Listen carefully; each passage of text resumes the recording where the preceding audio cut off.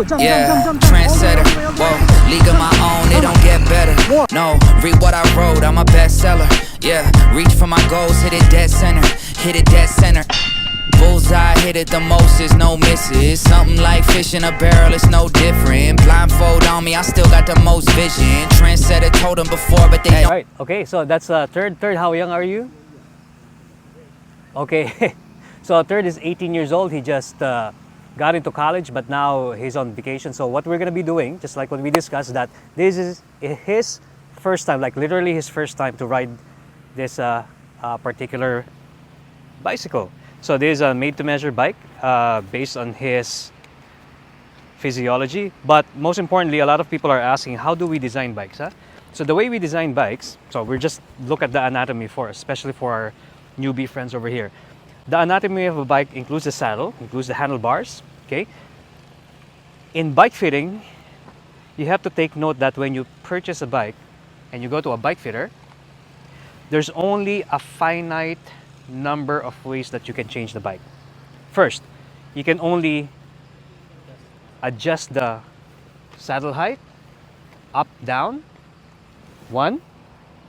Saddle fore, aft. 2. Handlebar up, down, assuming you haven't cut the steerer tube yet. 3. Lastly, the stem length. That's 4. That's it. You only have 4 major adjustment points that can clearly make a difference. When we say clearly make a difference, something that you can really feel instantaneously, okay? Out of those 4, there are other micro adjustments. The smaller details. 1 would be the crank. So from, say, 172.5, you can go to 170, or you can go to 165. After that, that's it. So in total, you only have 5 ways. If I forgot something, just let me know. There are only 5 ways of adjusting the bike. Why? The wheels have a standard size. You can never adjust them. 700C is 700C. Yeah? Crank, well, that's it, just the length. Yeah? Group set is always standard. There's no such thing as custom-made group set. There's no shorter brake hoods, nothing like that, okay? So those are the only points that you can adjust in a bike fitting session. If on day 1 you already had the wrong sized bike, then well, we're stuck. We're stuck. You will always end up having chronic pains. Okay, so to skip all of that minutia, all of those hassles, third decided to finally have his made-to-measure bike. This is how the made-to-measure bike is. Traditionally made-to-measure bike, traditionally, when you go to the commercial side of things, is that they develop a bike or they fabricate a bike based on his height, again, yeah, his physical dimensions.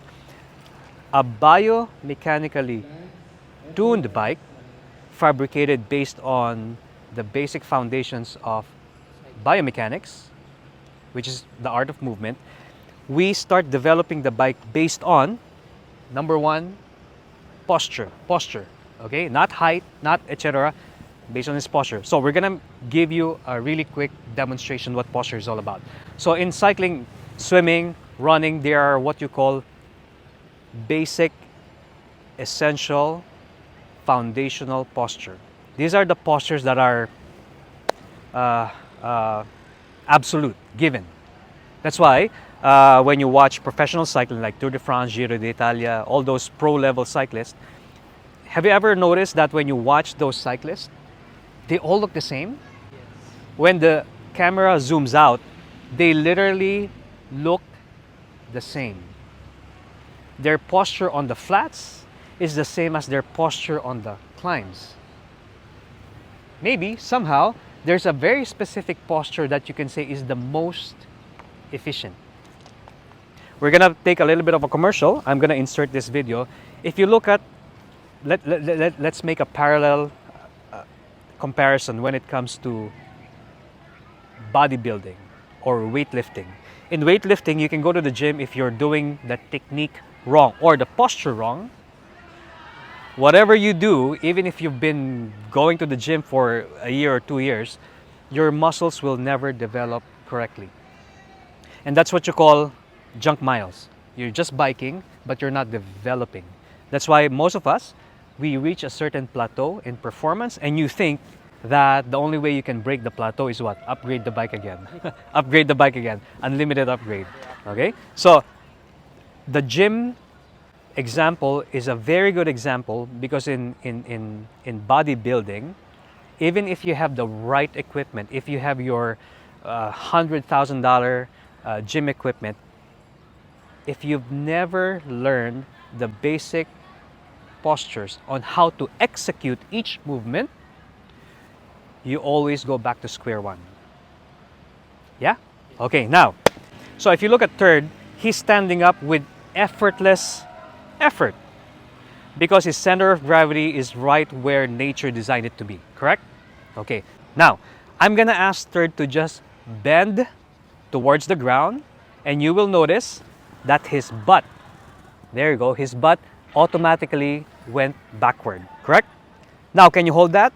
You can hold that, right? Because at that posture, you are extremely balanced. Yeah? Now, on that same position, can you bend your elbows 90 degrees? Just drop them. There you go.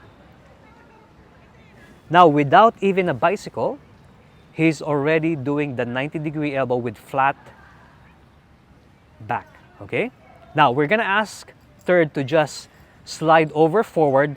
Third, with the same posture, don't move, walk towards the bike. Perfect. So, now we need to bring third this position without the bike and put him on the bike and still be able to maintain exactly the same position.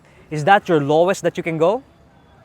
That's the lowest, but he still can hold it. So if you look at if we're gonna dissect how he looks like, you would see immediately that his shoulders are 90 degrees. Because then he's not fighting gravity. His butt naturally goes backward. Again, to maintain his center of gravity effortlessly. Now, can you imagine, third, that you're gonna be holding the drops? That's his drops. So again, we need to be able to develop a bike that would make him sustain this posture. 90-degree elbow again. Perfect. Okay, and then stay upright. Now, let's put him on a bike. Remember, this is the first time that third's gonna be riding this bike. We're gonna have to figure out if we need to lower the saddle, for aft position, stay there, good? Okay, so, if you notice now, all of a sudden, without any intervention, his back is already curved because the power comes from the core, yeah? That was effortless. So you can really see that his elbow is brushing his knee because that's the ultimate posture for him to be able to maintain the balance. If he wanted to have an aero bar to rest his wrist, he can just go up and yeah, just like so, he's already on an optimum aerodynamic position.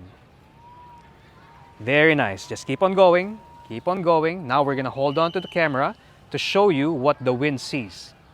So when I go to the 3/4 angle, we can clearly see how third is so compact.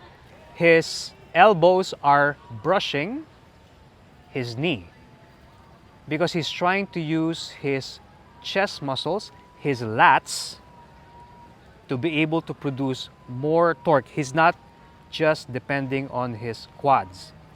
Again, just a reminder, this is the first time, like literally the first time after the build last night, that third is holding this. Now, if you look at front, this is what the wind sees now. Remember, just like what we always remind our friends over here, the worst part of the bike is really you. 90%, let's say 85%, but clearly 90% of the effort for you to go faster is trying to overcome wind drag. Where did that 90% come from? 85% is you.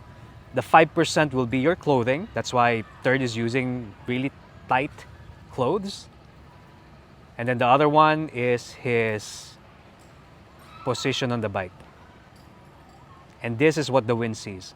You can clearly see how his shoulders are arcing downward. It's like if you imagine going to the gym and you're doing those chest press, you can clearly see how that muscle works out. Very nice. Very nice. Can you go just a little bit faster, third? A little bit faster. So if you notice, while he is going faster, his body, upper body is still very stable. That is a very stable posture. Now I'm just gonna ask him to just maybe sprint for 5 seconds. Let's see how he applies power and how his body starts changing. Ready, set, go. 5, 4, 3, 2, done. Easy. That's how easy he can engage his core. Now when you're done, what do?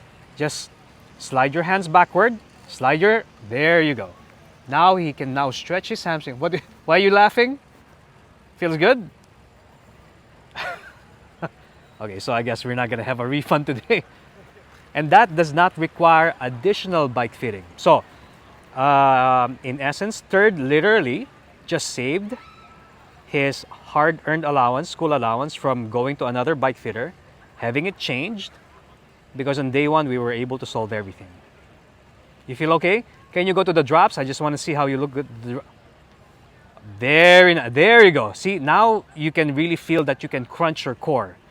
Just lift up, lifting up. A little bit faster than that. Lift up. Beautiful. And then when you want to close a gap, all you got to do is just lower the elbow. Set, lower.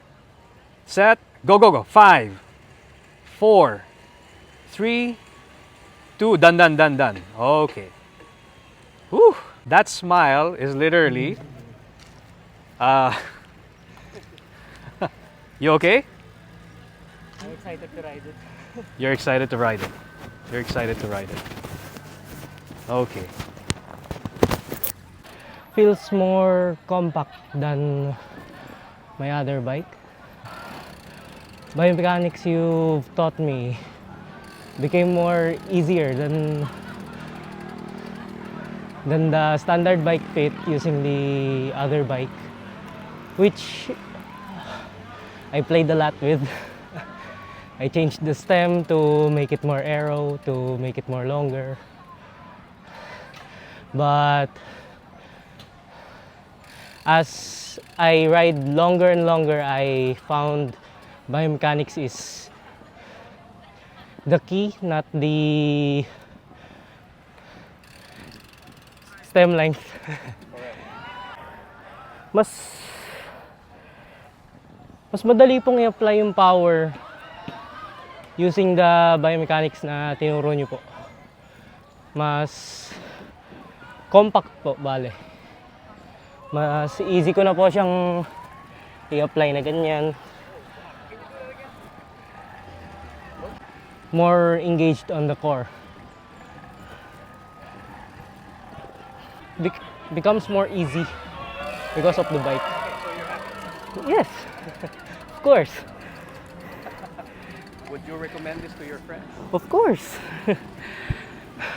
Do not rush their performance. Focus on themselves, not on the aesthetic of the bike. Because many would say that your stem is shorter, your saddle is too low. Many people have said that to me because of my biomechanics, but I feel more powerful, more engaged when I use my biomechanics than using the bike fit of pros with 110 stems, 110mm stems, and super high seat posts.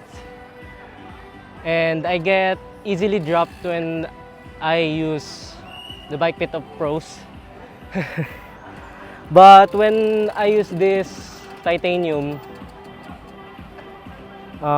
it feels more easier to do the biomechanics that you have taught me in the past years,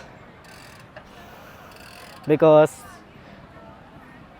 like on the other video, uh, 3 years before I decided to buy another bike, bike that is made to be fit to me.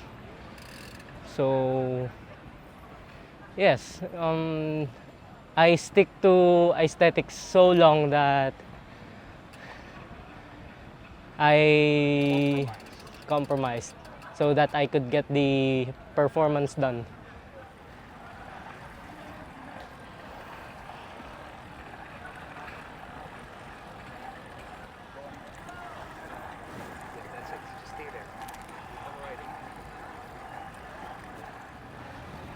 I love this bike. It's usually the day after the build. We slept really late last night because we had to finish Jeng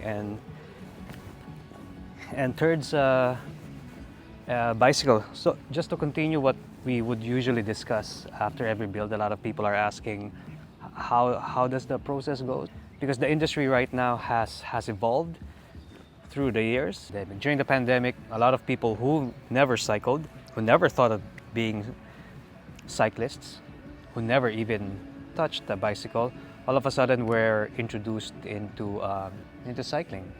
All sports, all indoor sports were banned. So cycling was the only one that was allowed during the pandemic, and this proved that the pandemic was spurred a generation of individuals. Unfortunately, because of this rush in the phenomenon of cycling, a lot of people started to make or got into the sport in the most complicated of situations. All of a sudden, even a newbie was introduced into a power meter. A newbie got introduced into the carbon fiber, material science, without the industry telling you that your posture is your most basic asset. Why? Because improving your posture does not sell. You can't go to a shop and buy a posture. You can go to a shop and upgrade your posture. You go to a shop to upgrade to a carbon fiber. You go to a shop to upgrade your bike. You go to a shop to upgrade your aerodynamic tubing. So, what we're doing here today is we'll bring you through the steps of going back to the basic foundation of any sport, not just cycling, running, swimming. It's all about fixing your posture first. The only reason why cycling is complicated because there's a machine involved, which is the bicycle. In running, it's just pure running. It's just you, the pavement, the road, gravity. In swimming, it's the same thing. It's just you, your lycra, your swimsuit. Those sports are called repetitive sports, and cycling seems to not be seen that way. In cycling, it's always the same posture. You have to hold that posture. But performance nowadays is always attributed to your bicycle. The brand of your bicycle, the color of your bicycle, the group sets that you have. But it's always been repeated by most professional coaches and cyclists and biomechanical engineer. The most important part of the bicycle is always you. Always you. What we wanted to do is for them to be able to skip the costly trial and error of buying stuff. Look at this in a typical day. You see your friends going to cycling, going to triathlon, so you get interested. Of course, you saw on YouTube bikes that were winning the Tour de France, Tour de France stage winner using this bike. So of course, you go to a bike shop and that's the first thing that you want to look for. You always associate a winning bike to a performance bike that would help you. True enough. But not a lot of people are talking about you first. So you go to a bike shop, the first thing that you're gonna ask is, do you have this brand? Okay, given that the brand is over there, the next step is that the salesperson would ask you what's your height. And based on your height, you have a size of a bike. And because you did your research for almost a month on YouTube, you were for sure that this brand would improve your climbing, would improve your riding, would give you absolute bliss in cycling. So you're ready to sign your check, buy that $10,000 bike with the guarantee that you have the best bike in the world. Guaranteed. Warranty, all in place, product warranty, everything is there. But there's no warranty that you're gonna enjoy the bike itself. So what am I saying is that the moment that you start riding, then you realize that after 48 hours of riding, after 5 days of riding, you always have this lower back pain. You always have this numb hands, numb fingers, stiff neck. It takes so long for you to recover. You always have a high heart rate, even though you're riding manageably. And then you go back to the bike shop and start telling them your story that, hey, I paid this much money because I made my research that it's supposed to make cycling enjoyable, and here we are, back to square one. We have all these chronic pains, and chronic pains means that these are the pains that never go away. They're always there, a default. Now the sad part of this situation is that whenever you go to a bike shop, to a brand, you are given all the marketing to entice you to purchase the product, but the moment that you start complaining about your chronic pains, there's no warranty behind it. There's no guarantee that they're going to be fixing it. Usually right now during this situations that they always advise you to, we know a bike fitter just across the road, go over there, they're going to be fixing it. So you go over there, the bike fitter, and then the bike fitter obviously would charge you, and you ask who's going to be paying for it. Not the bike shop, still you. So you just paid $10,000 48 hours ago. Now you have to pay for the bike fitter, and the worst part is that you just bought this $10,000 bike, and then they're asking you to upgrade the group set. Not the group set. Typically they ask you to upgrade the crank, or sometimes you have to upgrade this beautiful integrated handlebar, which would cost in Philippine peso 25,000 peso, 35,000 peso, just because it's too long. Or you have to upgrade the saddle because the saddle is just too, you know the story. So what we want to do is that Third's going to be here. We want to showcase to you how you can skip all of this on day one. Because this time the warranty is, and the guarantee is, if it does not fit you, if you don't get the posture that you need, then it's valid for warranty. 100% refund. So Third's going to be here. We're going to build the bike. We're going to bike fit him, because part of this basic build is the bike fit, which you don't have to pay for, the tests, the riding documentation, and our reference point is not just the fit.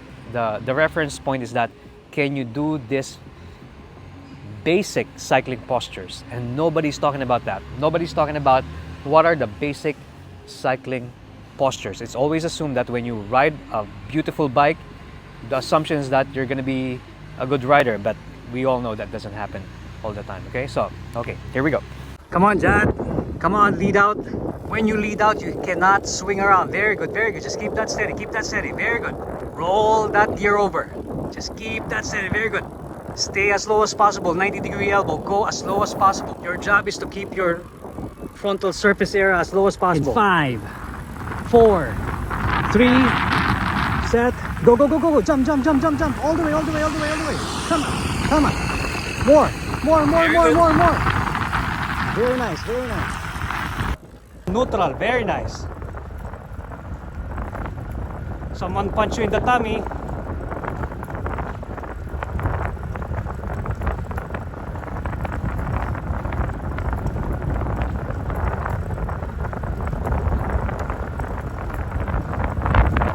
Move forward.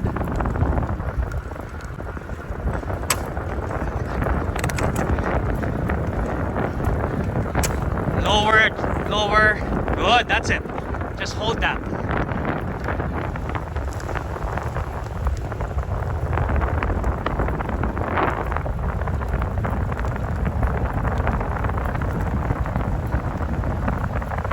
Hold it hanggang taas. Try to hang on the hoods. It's like you're pulling it down.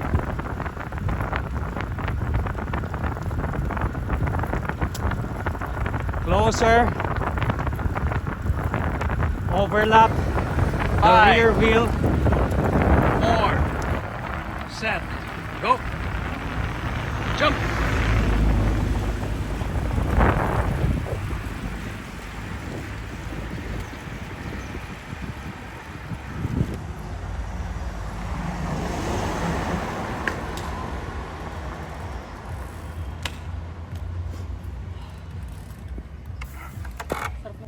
Good workout, boys. That was good acceleration. Very good acceleration. Good lead out, Jad. Very nice. Good afternoon. Morning. Ah, good morning. Okay, so we're gonna go have coffee, talk about it. But that was a good session, huh? Good session, Jad.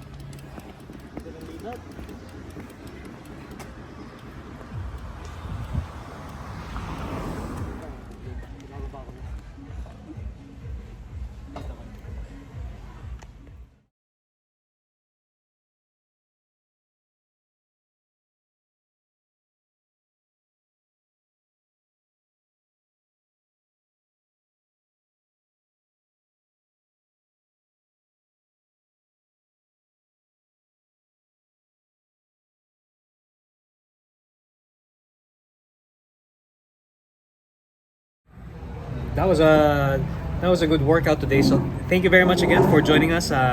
So those are the different aspects of working out or working on your bike. So that's Jad. Third, he finally was able to use his bike today. We always want to highlight that working out is easy. You can just download any workout on the internet, work on some Excel file, but the most important part of the workout is always your posture, your technique, your execution, everything else. So we want to produce this video so it could help you out on your own DIY. It's for free. You can try it. You can get the best parts of the workout. But if you have any questions, please just drop a message. We're always here in Clark, and you can join our workouts for free. 6:30 a.m. at Quest Conference Center in Clark.